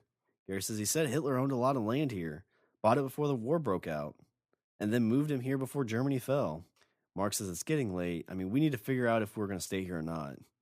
And Gary picks up the pistol and slides around into the chamber and puts the other 2 magazines in his pocket. Gary says, Sarah, you stay here, lock the front door, and keep a lookout. Mark, let's check out the spare room. So Mark takes a deep breath and exhales, and Mark and Gary move hesitantly towards the spare room. So basically, it's like, okay, we got to see if this place is safe. So, interior lab downstairs. So this has a lab. So the lab is very similar to the lab at the other cabin, except there's no power. Gary and Mark are barely visible. The flashlight shines in from the front into the lab. The lab is completely silent except for the sounds of Gary and Mark's breathing. Gary says, I can't see anything. Mark says, let's just get out of here and get back to the truck. Gary says, I'm not even sure where we are now. Running around the dark isn't going to get us to the truck. I don't want to be out here fumbling around in the dark with those bears still out there. Let's look around and see if we can find anything useful down here. And Mark gestures forward. Who are you? Gary, without looking at Mark, raises his hand and puts up his middle finger in front of Mark's face. And Gary says, it might be too dark for you to see this, so... Gary then flicks Mark with his finger lightly. Mark says, seriously? So even in this kind of dire situation, at least there's that same brotherly kind of camaraderie. Gary and Mark walk down the stairs and stop at the bottom of the stairs. With the flashlight slowly moving around the lab, it comes up to view a table with a computer and a pile of papers. Mark says, there's nothing here. Let's go back up and bar the door. The flashlight swings around to the edge to reveal that there is some space between the steps. Gary says, there's some space back here. Mark's a little bit frightened. He's like, nothing is back there. Let's go. So Mark's just like, fuck this shit. Let's get out of here. Gary moves forward, taking a few steps to the side of the stairs. There's about 5 to 6 feet of space between the wall and stairs. After getting near the middle of the space, Gary trips over something and falls to the ground. After Gary hits the ground, he screams, looking for the flashlight. The light of the flashlight is pointed right at his face, so he's freaking out, like thinks something's got him. His hands reach for the flashlight, fumbling to pick it up. In a panic to try and get it on what he thinks is an attacker getting ready to strike. So Gary picks up the flashlight and quickly points it in the direction he was just walking from. Where he tripped over is just a pile of clothes. Just as Gary lets out a sigh of relief, Mark pops into the light. Mark screaming, what the fuck? What the fuck? Gary lets out another scream, startled by Mark appearing in the light. Gary, you okay? Fuck, yes, fuck. I just fucking tripped. Gary once again regains his composure, and off to the side of Mark's head, Gary sees an electrical box. So Gary stands up, shuffles through the pile of clothing on the floor, walking towards the electrical box. Mark is looking in the opposite direction as Gary and cannot see the box itself. And he's kind of like, well, what is it? Gary walks past him and sees the box, or goes towards the box, opens it up the latch and sees a handful of switches. And the instructions and descriptions of all the switches are in German. Mark says, does this prove that the old man wasn't crazy? And Gary says, once those bears bust out of the lab, I'd believe just about anything. Mark says, you think any of these will turn on the lights? And Gary kind of goes, maybe this one. So Gary puts his hand on the switch that is facing the opposite direction from the rest. His hand sits on the switch for a few seconds. So they kind of look at each other, and then Gary flips the switch. They both flinch as the switch is flipped. For a few moments, nothing happens, and then as they let their shoulders relax, the lights flicker and a computer can be heard. So we kind of cut to the middle of the lab as Mark and Gary walk down the middle of the lab towards the computer, and the lights are now on the lab, so they've given full power to this place. So Gary takes the lead, walking down the space between the two tables. He puts the flashlight in his back pocket and pulls out the pistol. So walking past where there's a prompt asking for a password. Papers on the tables have H posted on them in various places. There's a mixture of English and German on these papers. At the far end of the lab, there's a similar set up as the previous lab with plastic curtains covering up what looks to be a cooler. And Mark says, "Do you think there's more?" Gary says, "I'll take a quick peek and see. You stay here and take this." And Gary hands Mark the pistol. It's ready to fire. If something is in there, you run back upstairs and get Sarah out of here. So Gary, at this point, is kind of going to be like, "Listen, we got to figure out if we're safe. If we aren't, you fucking run and take my girl with you." So Gary begins to move forward, creeping toward the curtains. When he gets to the curtain, there isn't much visibility to see what is in the cooler. So Mark fidgets with the pistol in his hand, beginning to breathe heavily, looking over his shoulder at the step. So Gary has his hand in the air next to the curtain, but not touching them. He is trying to give himself like the courage, trying to pump him up to do this. So finally, he closes his eyes, takes a deep breath, and pulls open the curtain, opening his eyes as he pokes his head into the cooler. So cut to interior inside the cabin. So inside the cooler, there are more piles of clothes that look to have been torn and ripped. Nothing ripped like what a bear would do, just torn and tattered from overuse. So just kind of old clothes. So Gary and Mark walk around the cooler. The fans are still spinning up from just being turned on. There are piles of clothes in random spots, and Gary and Mark kick them around with their feet. Mark points out the piles of clothes in front of him and says, "Gary, over there, there's blood over this shirt." And Gary says, "Yeah, there's blood on this one too." As they walk their way around the room, they begin to look around at the wall, seeing placeholders on the wall with the letter H. So Gary says, "Let's go back upstairs." So Gary and Mark quickly run up the steps. The camera's sitting down below watching as they run up, and you can see that the clothes that Gary tripped over. And as you look really close, what you can see is a severed hand that neither Gary nor Mark saw. So we cut to interior cabin dining room night. So Gary, Sarah, and Mark are all standing over the table looking at the map that is spread out on top of the table. And Gary says, "Here, this is where we are." Gary points to the H and it is circled. "How many of these buildings are there?" And you kind of look at the map and there's multiples. There's 2 Bs, 2 Cs, 2 Es, 1 R, and 1 H. So all are mingled together with seemingly no real organization. Some are fairly close together and others are far off. And Sarah says, "Which one did we go to with Dr. Palinok?" Mark says, "There are a few nearby, but I can't tell which one." And Gary says, "It could be any of these." Gary points to 3 letters, one marked B, one marked E, and one marked R. The map shows that the creek that they were walking by flows by each cabin. "If we know where we are, I think I can figure out how to get us out of these woods." And Gary is pointing to the map describing his plan. "Look, here's the creek that we have been following, which leads to the road here. If we keep a good pace, we should be able to make it there in a few hours." Sarah says, "What road is that?" Gary says, "I don't know, but getting out of the woods still leads us there. If we can find someone or a house, then we can get help. For now, I think we're safe here. We can sleep in shifts, and then when it's light enough again, we can leave." So cut to exterior outside cabin night. So the cabin is viewed in the distance with the moon lighting up in the area. Vent steam is seen rising up in the sky, so they've got the heat going on in this cabin. After a few minutes of looking at the cabin, a figure steps into viewing, shambling towards the cabin, wearing a jacket with a hood up and torn jeans. The left leg looks okay, but he's dragging his right leg. So as the snow crunches beneath his feet, there's a trail of blood, so you see somebody kind of stumbling towards this cabin. Cut to interior cabin dining room night. So Gary's leaning against the wall with his head tilted back asleep. Sarah has her head in his lap. Mark is sitting on a chair facing the window with his head next to the window. He was keeping watch, resting his head, but has accidentally fallen. So he's kind of got his head against the window looking out, but he's kind of nosed off. The curtain has been pulled up for Mark to keep watching. Visible outside, the figure is making his way to the cabin. So you see that figure walking towards the cabin. Mark is lightly snoring with his mouth open. The cabin is completely silent except for Mark's slight snore. Then a loud bang, bang, bang, bang at the door. Mark almost falls off his chair and falls on the ground. Sarah jumps up wide-eyed. Gary jumps to his feet, sees the pistol on the ground a few steps away. He takes the steps and picks up the pistol and looks at Mark, trying to make a sense of like what's going on. Quickly, he kind of figures out, gets his realization that Mark had fallen asleep. And Mark kind of whispers, "I'm sorry." And Gary looks at his brother with, just annoyance, like, "Dude, you're supposed to be fucking watching." And he whispers to Mark, "Who's out there?" And Mark tries to look out the window in the dining room. It's like, I can't see, so we can't really see who it is. And Gary and them make their way to the kitchen. The door has no windows, but there is no a window in the kitchen to get a good view of either. So it's just a wall, and whoever's at the door is at a corner. You can't see out the windows. So Mark puts his ear to the door, trying to listen to what is on the other side. He looks at Gary and shakes his head no. There's dead silence, and then again, bang, bang, bang. And you hear Dr. Gilbert Palnut kind of coughing. Is that you in there, Gary? Please let me in. And Mark is whispering, the doctor? How is he alive? And Gary just says in his normal voice, open the door. So Mark looks at Gary with hesitation, but shakes his head yes and unlocks the door. After unlocking the door, he slowly opens it. And then there's Dr. Gilbert Palnut is standing with dry blood on his jacket and a small pool forming at his feet. So he's in pretty bad shape. And Gary has the pistol drawn, pointed at the doctor. Show us your hands, Gary says. The doctor raises both his hands and showing he has a few broken fingers, and he's just in pretty rough shape. He's like, please let me in. Mark is kind of furious, saying, why should we let you in? This is all your fault. The doctor says, please, I've been trying to find you to help. I only wanted to help you and fix what I have done. So Gary nods and Mark motions for the doctor to come in. So they're sitting around the table. Gary and Mark are standing over Dr. Palnut, who is sitting at the table looking over the papers and map. Sarah is standing to the back close to the kitchen. So Gary has the pistol in his shooting hand, but no longer pointed at the doctor, but basically he's ready. And Gary asks, how'd you find us? The doctor says, when I woke up, I started moving to each of the closest cabins. I was hoping you had found one of them. And he kind of looks around and says, where's your friend? Mark takes a step forward, and Gary puts his arm and says, like, fuck you, dude. Mark looks angrily at Gary, then at the doctor, and then walks to the kitchen like, I gotta fucking walk out of this. And the doctor kind of sees this and turns his head away and takes off his glasses and starts cleaning them. I'm truly sorry. I've grown too old for this responsibility. I was ordered to keep at my work. I've always followed my orders. The doctor puts his glasses back on. He notices the key on the table and walks over to the locked chest. He opens it, and there's a folder full of papers.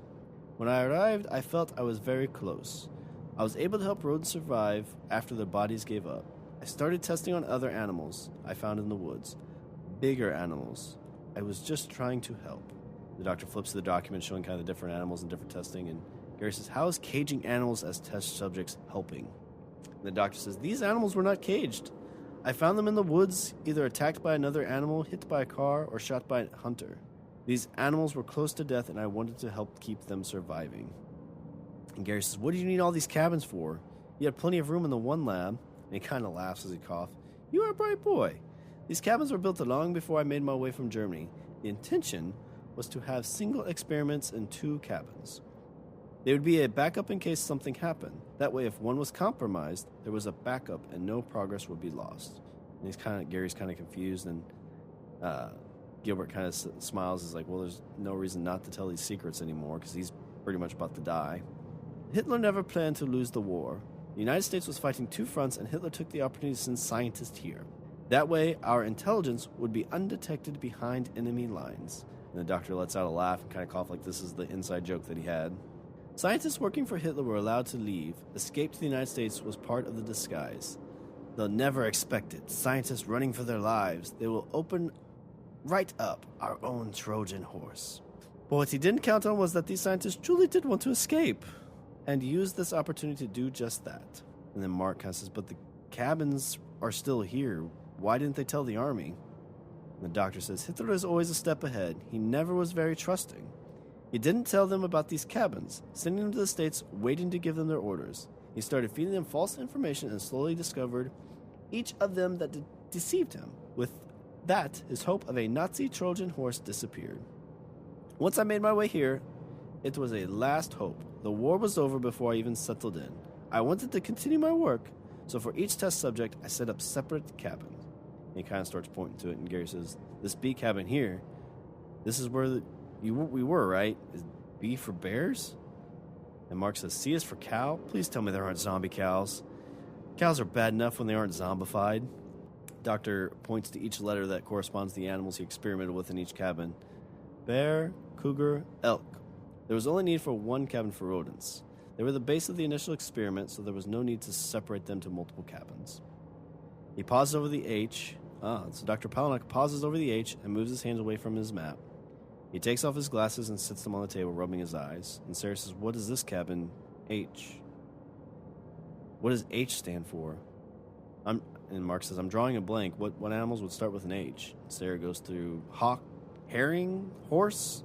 Gary doesn't take his eyes off Dr. Palnut. Human.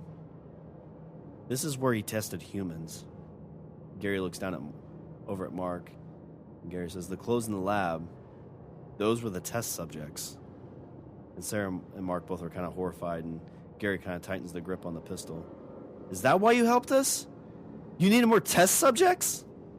And Dr. Palahniuk says, just like with the animals, I never caused anyone harm. The people I tried to help them, they were injured and near death. I took them here to help, but no form of the solution helped. Each of them couldn't survive. So Dr. Palahniuk looks even more upset, because basically his whole goal in this was to help humans survive, and he's basically failed at that. And Mark says, well, there were no bodies. And Dr. Palahniuk says, the day I found you, I just buried the last person. I had a theory that maybe the solution had to be passed from one of the subjects to the human. A synthesis process in the animals would create the solution needed to extend the life. I waited a few hours after injecting the subject with bear blood, but nothing. Just nothing. Dr. Gilbert Palahniuk looks away, wiping his eyes. A loud growl can then be heard from outside. Cut to exterior outside the cabin day. Outside the cabin, the sun is starting to come up. It isn't visible, but is giving off light, enough to see. One eye is sniffing at the blood trail left by Dr. Palahniuk, taking a few steps and lifting his head to the air, growling. When one eye sees the cabin, he stands on his back legs and lets out a deadly growl. And then falls back to all fours and starts walking towards the cabin. Interior cabin dining room day. Inside the cabin of the dining room, which is starting to light up from the sunrise, Gary, Sarah, and Mark are all looking out the window at the approaching bear. I only see the one. Where's the other? Dr. Palahniuk says, they keep some sense of their instinct. The predators would go on their own. The herd animals would always group together. Did the bears stay close at least, Sarah asks. And the doctor says, I don't know. After discovering their hunger, I only would have one out at a time. It was far too dangerous to have them both running wild. One ear is continuing towards the cabin, growling, sniffing the blood every few steps. The doctor says, I will distract him. The doctor stands looking at Gary. That will give you time to run. Sarah looks at Mark, then at Gary. Sarah yells at the doctor as if he is a child who just requested something silly. No, there is no way we are going to let you die. The doctor holds up his hands. I've lived longer than I should. I've done things I'm not proud of. My work has always been to redeem for the things I have done, and I have failed at that. He kind of giggles again at kind of his inside joke. Even if I wanted to go, my leg wouldn't get me very far. I could pretend I'm not scared to die, but I am. With all my work, I had always thought I would discover the cure that would allow me to live forever. Cut to interior inside kitchen cabin day. So Mark is holding the map open as Dr. Gilbert Palahniuk explains where they need to go. So Gary and Sarah are standing next to the door, watching Dr. Palahniuk show them the way to the road. If you follow the creek, it'll take you to an open field. Turn east and you will make it to a dirt road. It's an old farm road and not heavily used. Follow that road, it leads to the highway. Gary, Sarah, and Mark look at each other to silently agree that, okay, this is what we're going to do. And you can hear one ear's growl starting to become louder. So Gary, it's getting close. How are we going to distract it? If you go out the door now, we'll be pinned in. So the doctor says, these cabins were built with secret emergency exits. And he kind of smiles. The bear will get to the door. I'll distract him. When I do, make sure you run. So the doctor goes to the room with the lab door. He opens, and you can hear the lab door open and then close. And Sarah and Gary kind of looking at each other, confused and fearing that they've just been duped. It's like, he's using us as bait. That's Nazi is going to use us as bait. And then Gary's like, go to the lab. Like, gotta fall. Like, why the fuck did we fall for this? So Gary and Sarah and Mark turn to the run of the lab as one ear slams the door, shaking the cabin. All three instinctively slam back into the door to hold it in place. Shit, what do we do? And Sarah's pleading with Gary. Gary says, Mark, take the pistol and you guys run. So Gary's basically going to hold this door in. And all of a sudden from outside, you hear Dr. Gilbert Palahniuk. Hey, bear! Hey, bear! I want to be your friend, bear! The pounding on the cabin door stops, and you can hear the bear stumbling down the steps toward where the doctor is. And you see him shouting at fainter as he's kind of stumbling into his, that's it, bear, follow me! Gary stands up from the door, grabs the handle and opens and says, come on, run! Cut to exterior outside the cabin day. One ear can be seen shambling to the edge of the woods. Dr. Gilbert Palahniuk is no longer in sight. Cut to exterior woods next to stream day. Gary, Sarah, and Mark all look around quickly but see nothing and then take off towards the stream.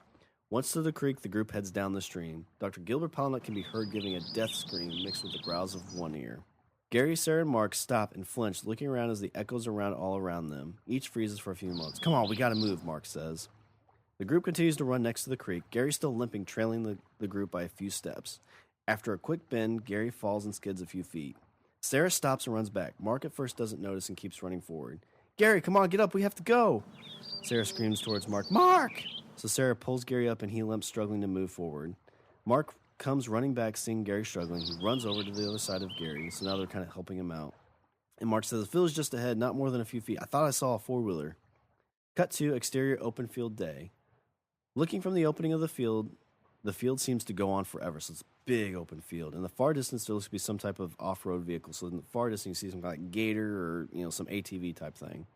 So Mark and Sarah help Gary work their way across the field. About 10 yards or so into the field, a loud crashing and twig snapping can be heard. So Gary looks over his shoulder, starting to hurry forward, and brings down the group. Gary's yelling, quick, just run, go. So Gary, again, trying to give himself up. Just like, you go, just fucking go. And then Mark tells Sarah to go. So Mark shoves Sarah forward and goes back and grabs Gary under his arm and is trying to drag him.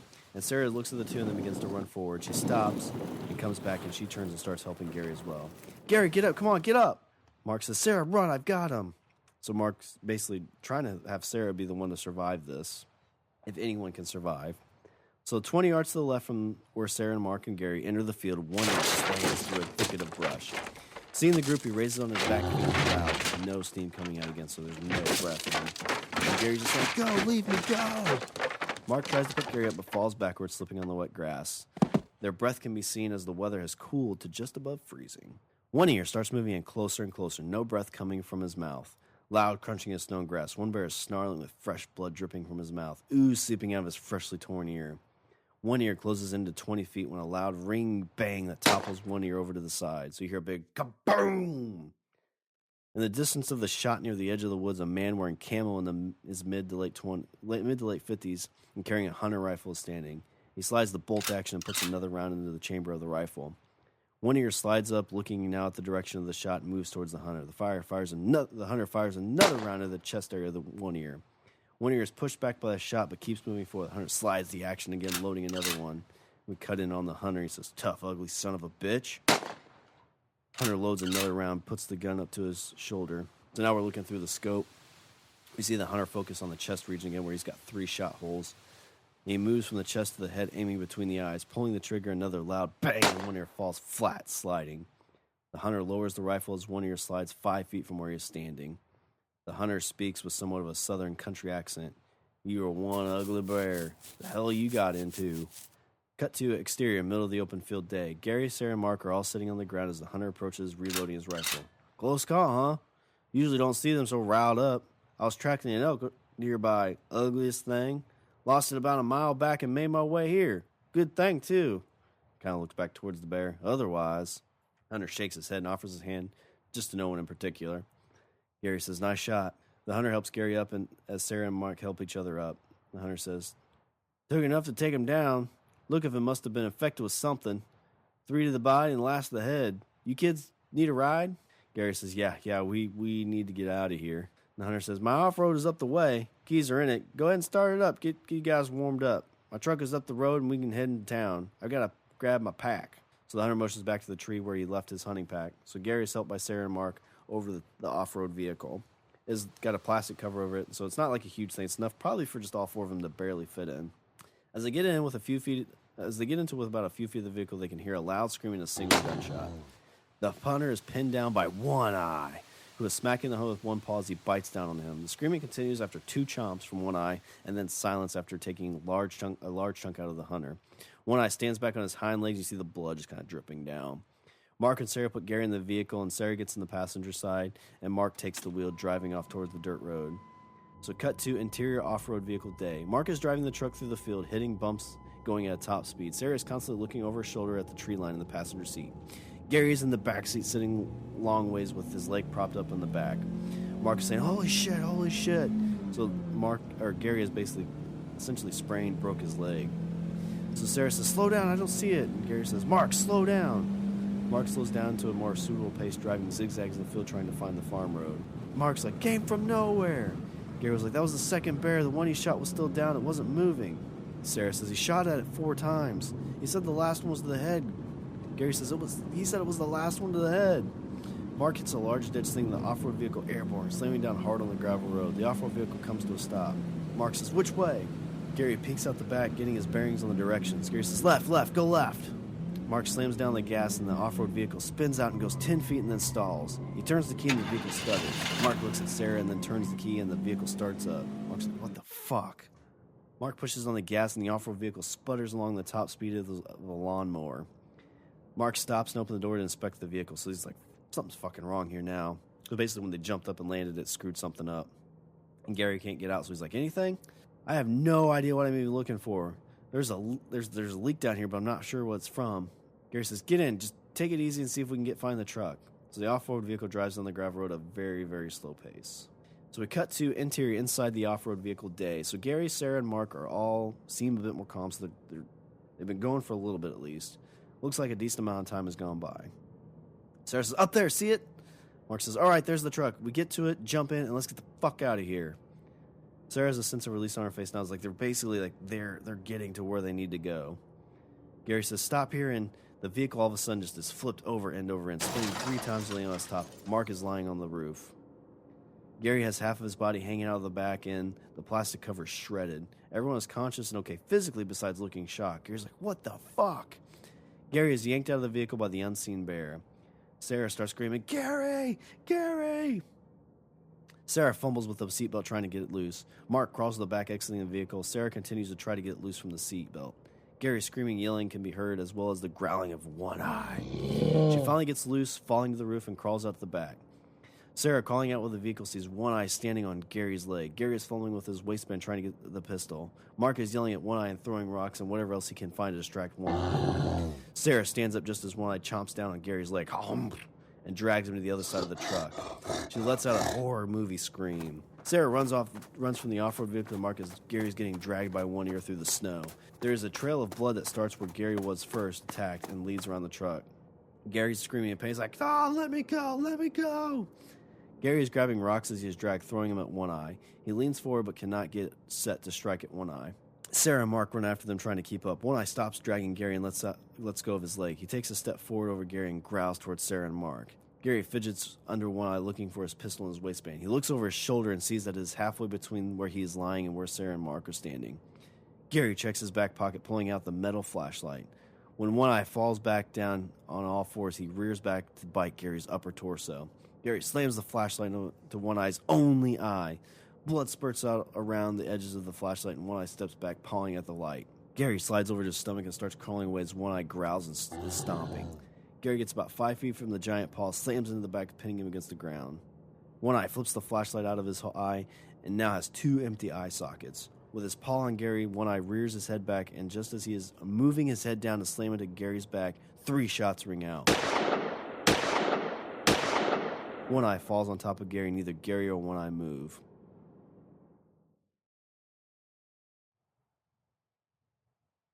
We take a look at Sarah, who's standing holding the pistol with smoke coming out of the barrels. She exhales and her breath follows. Cut to exterior outside next to the truck day. Mark and Sarah run up to One Eye and Gary, who's pinned under the bear. Mark is yelling, "Gary, Gary!" Sarah's yelling, "Gary!" They're both yelling, "Gary, you okay? Please be okay. Please be okay." Sarah and Mark run next to One Eye and Gary. Gary's pinned with his arm outstretched from under One Eye. Slowly, Gary's hand starts to move. Sarah's eyes fills with tears. She yells, "Gary!" Mark's like, "Holy shit, you're okay." Gary is still moving his hand without moving anything else, gives Mark the finger.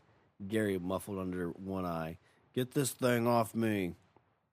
Sarah and Mark go to the side of One Eye and push, taking some effort to roll One Eye off of Gary. Cut to exterior outside next to the truck day.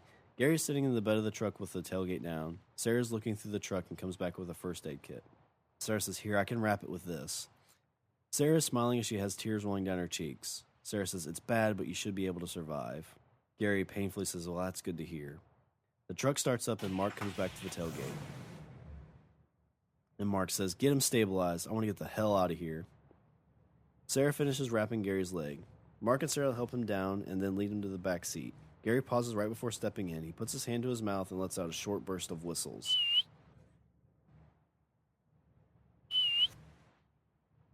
Rose!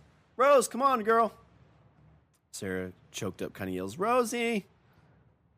Mark says, "Come on, Gary, we gotta go." Mark walks around the back and gets in the truck, drying his eyes on his shoulders. And Sarah says, if it wasn't for her, none of us would have made it. Cut to exterior gravel road day, so the truck pulls away heading down the road towards the highway. Sarah says, we should take the map to the authorities. Gary says, this is going to be hard to explain. Nazis? Zombie bears? Mark says, I guess we can be happy knowing that Dr. Gilbert failed at his human experiments. Could you imagine?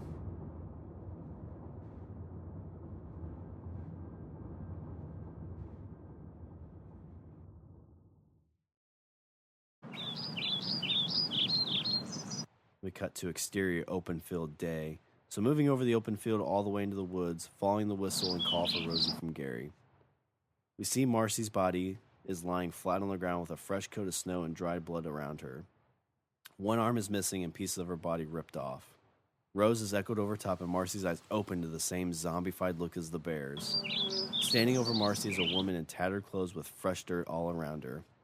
Marcy stands up, begins shambling towards the sound. The woman follows. As they walk away, the woman can be seen missing a hand. Marcy walks the same path as Gary, Sarah, and Mark. When she passes the second cabin, Dr. Gilbert Palinok shambles next to her, missing chunks from his body. Both continue down the stream and walk into the entry to the field, passing the body of One Ear. Halfway through the field, the hunter shambles next to them, missing a big chunk from his neck and both arms bitten off. Marcy, Dr. Gilbert Palinok, the woman, and the hunter walk down the gravel road, passing One Eye. At the edge of the road, Rose is standing there barking at Marcy, growling and nipping at her legs. Rose is missing patches of fur. Marcy lazily kicks at Rose. Marcy is walking straight with her hand up to her mouth, chewing on her thumb. Old, dead blood dribbling down her hand. Marcy, Dr. Gilbert Palinok, the woman, and the hunter continue down the road towards the highway, with Rose right behind, barking and no breath of steam coming from any of them.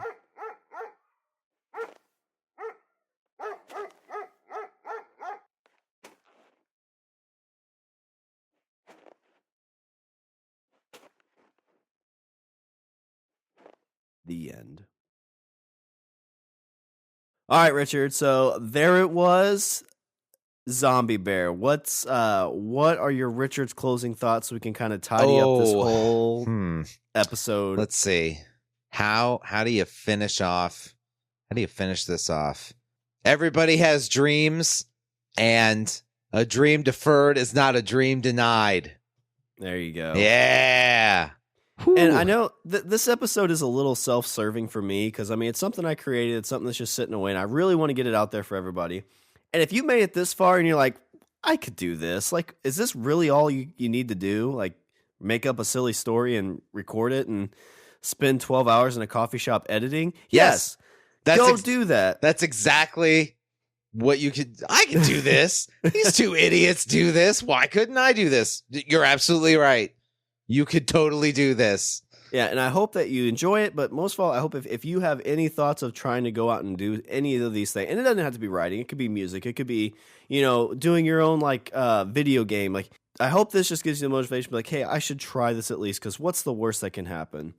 It's one of those things, it's like, well, I'm not good enough. It's kind of always been my thing that stops me.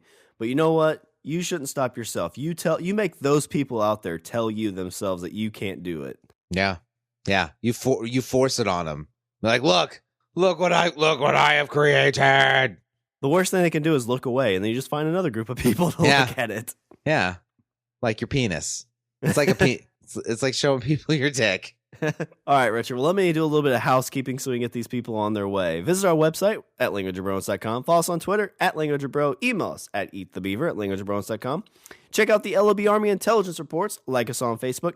And go out and recruit somebody for the LOB Army by getting someone you know to subscribe on Apple Podcasts, Google Play, Stitcher, and Spotify. And also, when you're on any of those, you can rate and leave a review, or you could just you can send an email to Shawn, let him know what you thought. Just tell him, oh my god, this is a great idea, or oh my god, this is a horrible idea. I mean, either way I get to see the reaction. So either he's going to be reading me these emails and going, look, people really like me, or he's going to read me these emails and cry, and I'll get to watch Richard, him these cry. People are just like my mom. And just remember, everybody, you can also catch us as part of the Pod Bros Network. The Nazi doctors of the podcast world. Ooh, no, that's bad. I was gonna say like the Nazi zombie bear fighters of the podcast. Yes, the zombie bear defense force.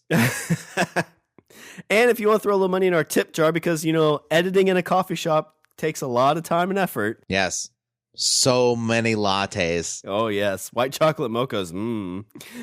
Go to our Patreon accounts, www.patreon.com/language of bromance.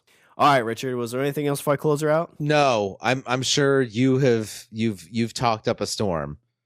We'll let these good people go. All right, well, that's all the bromance we have for this show. I'm Shawn. And I'm Richard. And I say we eat the beaver. Hey, bear, I want to be your friend.